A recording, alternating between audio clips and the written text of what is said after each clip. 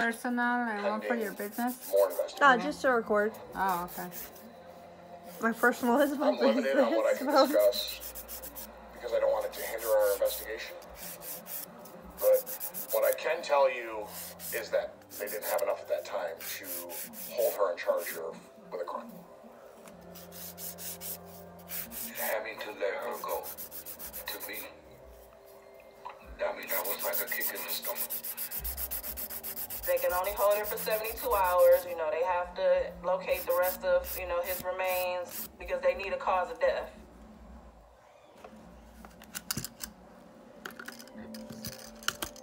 New developments tonight in the murder of a Melvindale father. More of his remains were discovered along I-75 south of Findlay. They have found another body part off of the same Interstate 75 with the first that was found. They proceeded to send the second set up to us, which was in a little black duffel bag with red straps. And in the bag there was a human head. And it was wrapped in the small grocery bags with the handles. And one of the grocery bags was tied under his chin.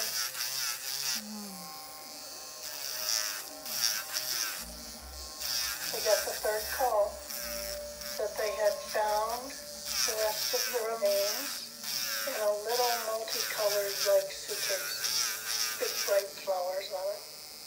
And inside the suitcase there was a comforter. And inside the comforter there was the third set of remains. They had upper torso, 2 arms, 2 hands, 1 fingers. You can put the whole body together now. He had a gunshot wound right here, below the earlobe and sort of towards the back. The wound went this way. Exit was at the top of the head. He had a single gunshot wound, very close range, almost near contact. Now I had a cause of death. There was no evidence of defense wounds, no evidence of a struggle, no other evidence of injury anywhere.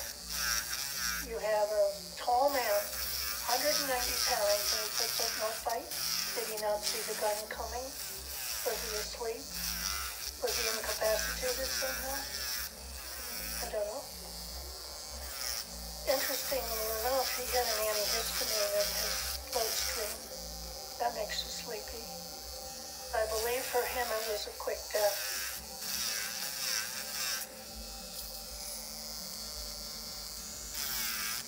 I think that on September 29th, my brother went to bed. Tammy had an extra key to my brother's apartment, and I believe that she went in while my brother was asleep and shot him in the head. There were texts sent from his phone to make people think that it was him texting, but it was her. I assumed the text. In the beginning, I assumed they were from him, because I wouldn't have any other reason to think that they weren't. But when I went back and really read the text, how the text was worded, it wasn't how he would have worded that text. After he died, I think the person responsible for the death was faced with a huge problem. How do I get rid of a 190-pound, 6'4" man? You can't carry him down the stairs. The lower part of the remains alone weighed 73 pounds. I think the dismemberment in this case was more logistical to move the body. He had been separated by cuts, nothing like a saw. These were, in my opinion, probably nothing more than your average kitchen knife. Oh my God. But it took some time. You cannot separate a body into 3 parts in a very short period of time with instruments like this.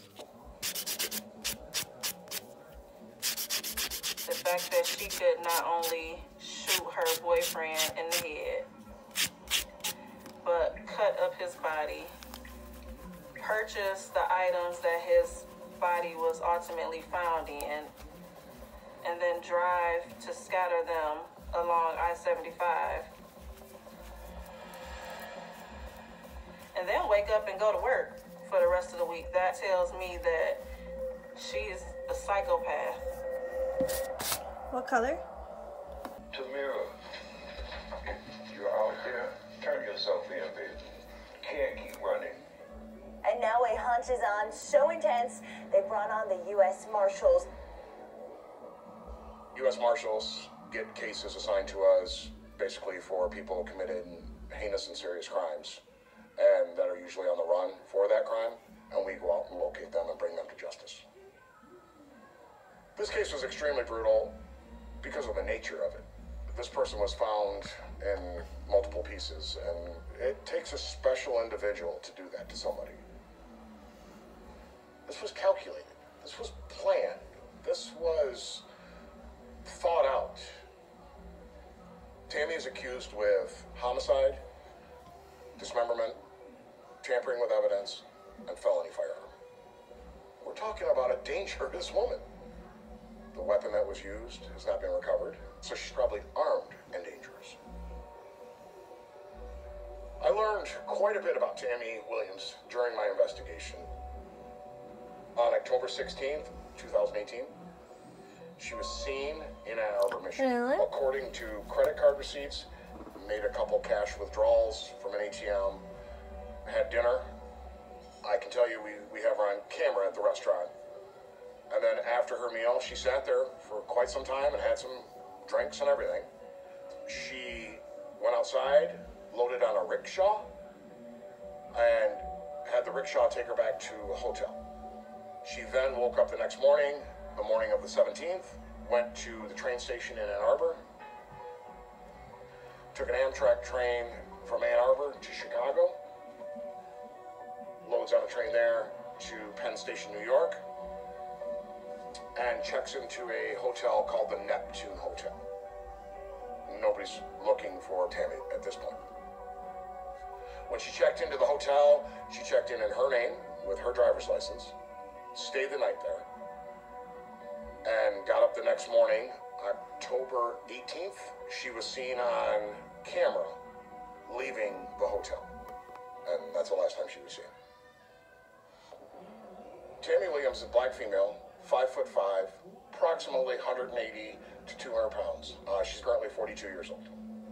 On Facebook and on Instagram, Tammy was always like the master of disguise. One day she had long hair, one day she had short hair, one day it was blonde, one day it was brunette. She could have short braids, she could be wearing wigs. The one thing that's common on her though, she's a huge rose tattoo on her left shoulder that basically goes from the elbow all the way up over the shoulder. That rose bouquet is going to stand out. It's very distinctive and be pretty difficult to miss, cover up, or remove. But on top of that, let's just say hypothetically, she got it covered. That means there's a tattoo artist out there somewhere that covered that bunch of roses. If Tammy was working a job right now, she was a travel agent. She could have booked your trip to wherever. She could be working at a hospital. She could have taken your blood yesterday.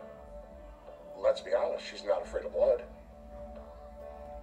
It's been a while since I've spoke to any members of her family, but every time I have, it's no idea, haven't heard from her, haven't talked to her. And I personally don't believe that. Somebody is helping her financially and also providing her with a roof, a place to stay. She just did not disappear. Throughout my interviews with many different people, they've all said she's always been one of those girls that needs to have a guy in her life. And that scares me, that this woman is still free after committing this crime, and she could hurt somebody else. Put I've that thought one in? about that plenty of times of going in my dad's see this one? bedroom that Sunday night. Maybe I should have went in there, but maybe it's probably a good decision to not go in there. Because, I don't know, something Amy was just saying, like,